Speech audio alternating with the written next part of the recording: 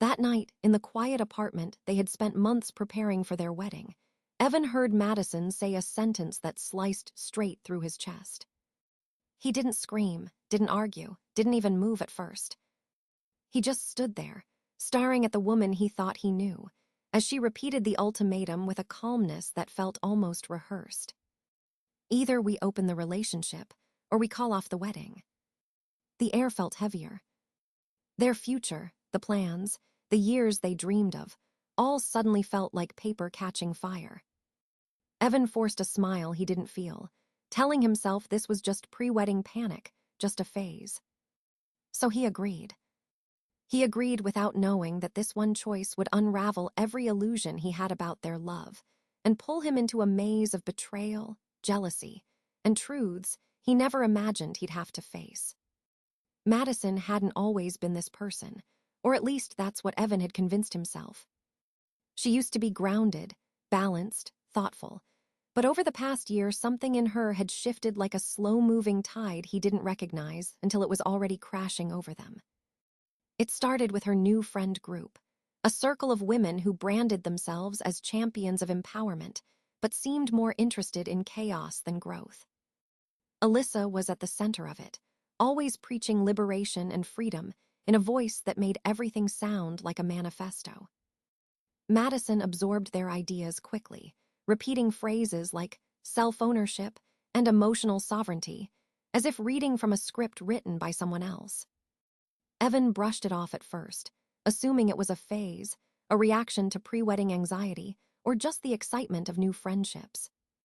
But then small comments began creeping into their conversations.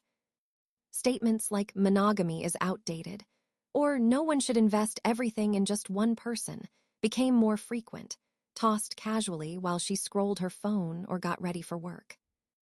He thought she was playing devil's advocate. He thought they were just conversations. But she was testing the water, pushing the boundary inch by inch, waiting for him to get used to the idea before she dropped the real reason behind it. The truth didn't come from Madison. It came later, from someone who had no reason to lie. But the signs had been there, hiding in plain sight long before that revelation. Every Monday evening, Madison came home glowing from her pottery class, talking endlessly about her instructors, unique perspective on art, or his incredible emotional intelligence. His name was Dylan. Evan didn't think much of it. He trusted her, and trust to him wasn't something you rationed out piece by piece. It was given fully or not at all. But the glow turned into excitement, and the excitement turned into secrecy. She started dressing up more for class, redoing her hair before leaving, putting on perfume she normally reserved for special occasions. When Evan gently asked about it, she brushed it off with a laugh that didn't reach her eyes. "It's just pottery," she said. But pottery didn't explain the late nights. It didn't explain the locked phone. It didn't explain the way she flinched when he walked into the room while she was texting. The ultimatum didn't come out of nowhere. It was the final step in a plan she had already set in motion, a door she needed open before she walked through it. Alyssa and the group had encouraged her, feeding her the idea that exploring connections before marriage was healthy, that boundaries were cages, that commitment was an outdated institution built on insecurity. But the real motive was far simpler and far more selfish. Madison wanted permission. She wanted to follow her feelings for Dylan without feeling like the villain in her own story. And she wanted Evan to accept it quietly, to validate her choices so she wouldn't have to confront the truth behind them. When she gave Evan the ultimatum, she thought he would break a little. She thought he would cling tighter, desperate not to lose her. She never imagined he would actually say yes. She never imagined the freedom she demanded would turn into a mirror, reflecting every flaw she had tried so hard to hide. Evan didn't jump into anything right away. For the first few days after agreeing to Madison's ultimatum, he felt like he was walking through fog, unsure of what counted as freedom and what counted as betrayal. He kept telling himself that this was her idea, her rule, her demand, and he was simply existing inside a structure she created. But the strange thing was, once people around them learned about the open relationship, it was Evan who went looking for attention. It came straight to him. The first was Haley. She had always been friendly, someone Evan saw at gatherings but never thought twice about. One afternoon, she messaged him, saying she'd heard about everything and wanted to check if he was okay. The conversation was normal at first, sympathetic, even comforting, but there was an undertone he couldn't quite label. A warmth, a curiosity. A door slightly cracked open. When she suggested grabbing coffee, he hesitated only a moment before agreeing. After all, they were open now. Madison had made sure of that. Then came Brooke. She invited him to a small get-together, something casual, something she insisted wasn't weird. But the moment he walked in, every eye in the room seemed to land on him with a mix of disbelief and fascination. Rumors had spread faster than he ever expected. People whispered that Evan must have been the one who wanted the open arrangement, because who else would agree to something like that? Others whispered that Madison must have been the one pushing for it, which created a different kind of energy, one that made people look at Evan as if he were suddenly more available, more interesting, more allowed. Jenna was the boldest. She straight up told him that Madison had no idea what she was risking, and that not many men would handle the situation with his level of grace. Her compliments felt genuine, but they also carried a layer of attraction that made Evan pause. These were Madison's friends. These were the same people she expected to proudly stand beside her at the wedding. And yet, they were the first ones stepping toward him now that the lines had been blurred. What surprised Evan most wasn't the invitations, the flirtation, or even the way he felt seen for the first time in months. It was how quickly Madison spiraled once she realized he wasn't just sitting at home waiting for her to test the limits with Dylan. The moment she saw the first photo, just a harmless picture of him and Haley smiling over iced coffee, her reaction was instant and explosive. She confronted him with accusations that made no sense. She said he was taking advantage, that he was going too far, that he was disrespecting the spirit of their agreement. But there had never been a spirit. There had only been her desire to act freely and his quiet willingness to bend until he broke. Now, for the first time, the dynamic was shifting. People were drawn to Evan. They admired his kindness, his composure, his sincerity, traits Madison had long taken for granted. With every new message, every unexpected confession, every shared moment with someone who actually listened, Evan felt a part of himself waking up again. A part that had been silent for too long. And Madison saw it. She felt it. And it terrified her. Madison's panic didn't surface all at once. It started as irritation, disguised under forced smiles and passive-aggressive questions like, "So, how was your little outing?" As if she were trying to pretend she didn't care. But Evan could see every crack forming beneath her calm exterior. The more she realized he wasn't sitting home waiting for her, the more desperate she became to claw back control. One night, she arrived home with a neatly typed list of rules. She set it on the table like it was a legal document, her voice trembling as she announced that they needed structure if they were going to keep this open relationship healthy. Evan stared at the paper in disbelief. She had created an entire rulebook, complete with bullet points, exceptions, and emotional clauses that made no sense. The first line read, "You may not date any of my friends." The second, "No social media posts of any kind." The third, "I must approve all outings, times, and boundaries beforehand." By the time he reached the bottom, he felt like he was reading rules for a hostage negotiation rather than a relationship. He looked up at her and asked, quietly, "Why is it different when I do what you asked for?" Madison immediately grew defensive, insisting it wasn't different, insisting he was twisting things, insisting he was weaponizing her request. But her voice shook with something closer to fear than anger. The turning point came during an argument that began with her accusing him of emotionally cheating, because he laughed too loudly at one of Jenna's jokes. Evan almost laughed at the absurdity, but Madison's expression made him stop. She wasn't joking. She genuinely believed she could dictate the terms of freedom while keeping herself exempt. When he calmly reminded her, "You gave me the ultimatum," she snapped back with, "I didn't think you'd actually use it." Her hypocrisy became more obvious by the day. She still went to pottery class with Dylan, sometimes staying out even later than before, but she expected Evan to account for every minute of his time.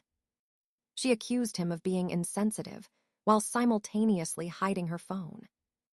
She lectured him about respecting boundaries while breaking every boundary he ever tried to set. Control had become her last lifeline, and she gripped it so tightly her knuckles turned white. At one point, she demanded he stop seeing everyone entirely until she could figure out her emotions.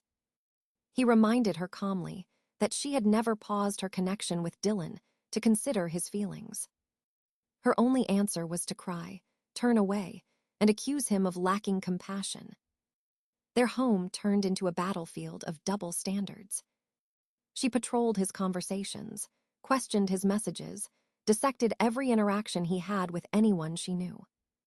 Meanwhile, she continued living in the loopholes she created for herself. The irony hung between them like smoke. Madison had opened the door expecting Evan to stand still while she walked through it. She never imagined he would step forward too. And with every step he took, she felt her grip on him slipping. That loss of control was something she couldn't handle, and it slowly pushed her into a frenzy of demands, accusations, and emotional outbursts that neither of them could ignore anymore. The truth didn't arrive as a dramatic explosion. It slipped quietly into Evan's life on a Wednesday evening, disguised as a casual conversation with Haley. They were sitting on a bench outside a cafe, the sun dipping low behind the buildings, when she took a breath that sounded heavier than anything she'd said before. She told him she couldn't keep watching Madison manipulate the narrative anymore.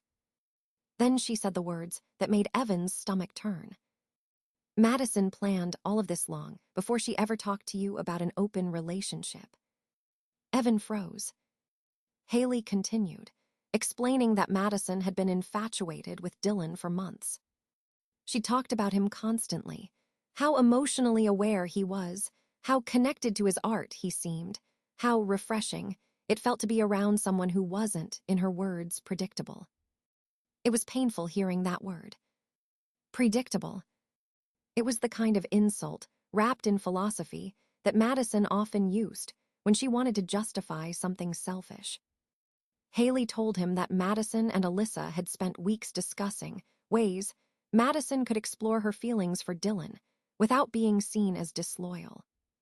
They had twisted the idea of empowerment into a tool, shaping it into the excuse Madison needed to open a door she already intended to walk through. And worst of all, Madison had assumed Evan would accept it quietly. She told her friends that Evan was too gentle to push back, that he would never leave, that he'd rather suffer silently than confront her. The words stung more than Evan expected. Not because Madison had feelings for someone else, that pain had already begun to take root, but because she believed so little of him. He had loved her deeply, and she had mistaken that love for weakness. As the days passed, more truths surfaced. Brooke admitted Madison had confided in her, saying she wanted emotional freedom before the wedding, but didn't know how to ask without causing conflict. Jenna revealed that Madison often complained about Evan being too stable, as if stability were something to resent. Each confession peeled back another layer of the person Evan thought he knew. He began noticing patterns he had once ignored. The dismissive way Madison rolled her eyes when he shared good news. The way she always redirected conversations back to herself. The subtle guilt-tripping whenever he set a boundary. He remembered nights she belittled his feelings, calling him too sensitive, only to use her own emotions as leverage whenever she needed control.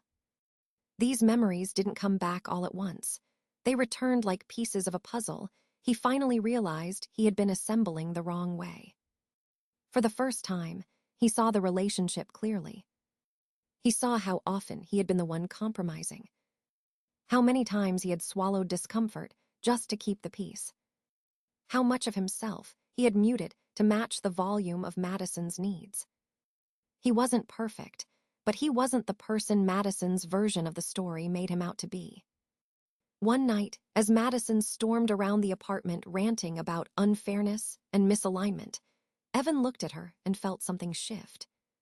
Not anger, not heartbreak, just clarity. He realized he wasn't obligated to carry the weight of her insecurities anymore. He didn't owe her his silence. He didn't owe her the version of himself she had written in her head. That night, he understood something simple but transformative. He had been holding onto a relationship that no longer existed, fighting for a version of Madison that had disappeared long before she ever said the word, open. And it wasn't his job to keep pretending. Madison's unraveling didn't happen in a single meltdown. It leaked out slowly, like a crack spreading through glass until everything finally shattered. The moment Evan stopped engaging in her emotional tug-of-war, she panicked. Her messages became longer, more frantic, fluctuating between apologies, accusations, and dramatic pleas for him to come back to reality. She sent paragraphs at midnight, voice notes at 3 a.m, and by sunrise there would be a new batch of texts contradicting everything she said hours earlier. In a single night, she sent 73 messages, each one more erratic than the last. She started showing up at his work unannounced. She interrogated his friends. She went through old conversations on his phone, one she had demanded access to even though she kept hers locked with a new passcode.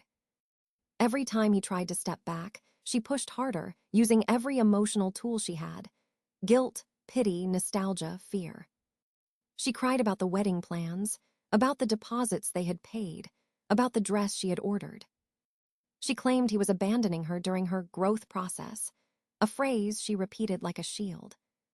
What finally broke Evan wasn't the chaos. It was the realization that she was never going to stop. One night she showed up furious, convinced he had spent time with Jenna, even though he had been home alone the entire evening. She accused him of weaponizing her idea and twisting the spirit of freedom, phrases that sounded borrowed directly from Alyssa. The argument spiraled until Madison went from screaming to sobbing on the floor, clutching his arm and begging him not to leave. For a moment, he almost caved out of habit. But when she suddenly shifted back to anger, blaming him for forcing her to explore connections with Dylan, something in him finally snapped quiet. The next morning, Evan woke up with an overwhelming sense of exhaustion, an emotional weight that made it hard to breathe. He packed slowly, carefully, taking only what he needed. He folded his clothes with steady hands, unplugged his charger, placed his toothbrush in a small bag. Every movement felt like closing a door he should have closed months ago. He didn't slam anything. He didn't leave angrily. He moved like someone freeing himself from a cage he had never realized he was in. Before leaving, he placed a letter on the dining table. It wasn't dramatic. It wasn't emotional. It was honest. He wrote that he couldn't stay in a relationship built on manipulation, shifting rules, and uneven loyalty. He wrote that love wasn't supposed to feel like walking through a minefield. He wrote that he hoped she found what she was searching for, but he could no longer sacrifice himself in the process. Then he walked out of the apartment that had once felt like home, and now felt like a version of his life he no longer recognized. He turned off his phone for the first time in months and let the silence settle around him. It was the calmest he had felt since the ultimatum. That afternoon, when Madison returned home and found the apartment half empty, she screamed so loudly the neighbors heard. She tore open the letter, read it once, twice, 3 times, then collapsed onto the floor in disbelief. The drama she had created had finally consumed itself, and she couldn't comprehend how the story she tried to control had slipped so far out of her hands. Madison didn't break down gracefully. The moment she realized Evan was truly gone, her emotions spun into a storm with no center. At first, she tried denial, telling herself he was just cooling off and would return once he processed everything. But when hours turned into a full day with no reply, denial turned into panic. She called him repeatedly, left rambling voicemails, and then shifted her focus to the people around him when he didn't respond. She started with his family. She called his mother first, weaving a story about how Evan was emotionally manipulated by toxic friends who were twisting his perception. She painted herself as the victim of an overreaction, insisting she had only wanted mutual exploration and that Evan had been led astray. But his mother had already spoken to him. She knew the truth. Madison's narrative collapsed before it even had a chance to take root. Next, she tried reaching out to his sister, leaving messages that swung wildly between apologies and accusations. One message begged for empathy. The next blamed Evan's family for poisoning the relationship. By the third voicemail, her voice cracked with desperation as she claimed she had been misunderstood and unfairly judged. But the consequences she had been outrunning began catching up quickly. Word spread fast that Dylan, the man she had wrapped her fantasy around, already had a girlfriend. Not a casual fling. A long-term, committed partner who had grown suspicious of Madison's late-night texts and overly personal conversations. When everything surfaced, Dylan immediately distanced himself, telling Madison their connection had been misinterpreted. The rejection hit her harder than she expected. Then came the fallout in her pottery class. The instructor, aware of the tension and complaints from other students, quietly removed her from the roster. The place she once treated as her sanctuary suddenly became a reminder of the chaos she had created. Her friend group, once her source of validation, slowly peeled away. Alyssa grew tired of the drama and stopped responding. The others admitted privately that Madison had gone too far, and one by one, they drifted from her life. The empowerment narrative she had clung to no longer held power when she found herself standing alone. Meanwhile, Evan was experiencing something he hadn't felt in months. Peace. His friends offered support without conditions. He spent evenings in quiet spaces, reconnecting with hobbies he had forgotten and people he had unintentionally neglected. For the first time in a long time, he wasn't bracing for an argument or choosing his words carefully to avoid an explosion. He began sleeping through the night without waking to paragraphs of accusations or emotional bargaining. He moved into a small apartment with tall windows and soft morning light. He filled the space with calmness, books, warm blankets, slow mornings. He focused on work, rebuilt his routines, and found comfort in ordinary moments he had once overlooked. Each day felt a little more like a new beginning and a little less like recovery. Madison, meanwhile, tried one last desperate tactic. She sent him a long message telling him she finally understood her mistakes, that she was ready to grow, that she believed they could rebuild. Evan read it once, then set his phone down without replying. He wasn't angry anymore. He wasn't hurt. He was simply done. For the first time, he understood that losing someone who destabilized your life wasn't a tragedy. Sometimes it was the thing that finally set you free. In the weeks that followed, Madison's attempts to regain control of the narrative faded into silence.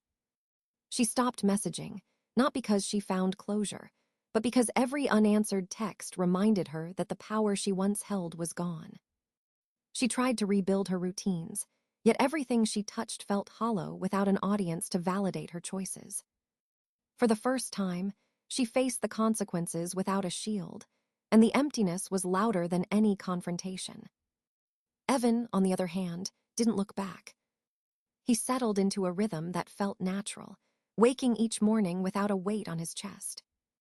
He learned to enjoy quiet moments again, like slow breakfasts and evening walks where nothing demanded his emotional labor. He noticed how much lighter his world felt without chaos orbiting him. One afternoon, He sat by his window, watching sunlight stretch across the floor, and realized he no longer replayed the past. He wasn't angry. He wasn't grieving. He simply felt free. And in that stillness, he understood something he hadn't grasped before. Not every ending needed a confrontation. Some endings were just the beginning of someone finally choosing themselves.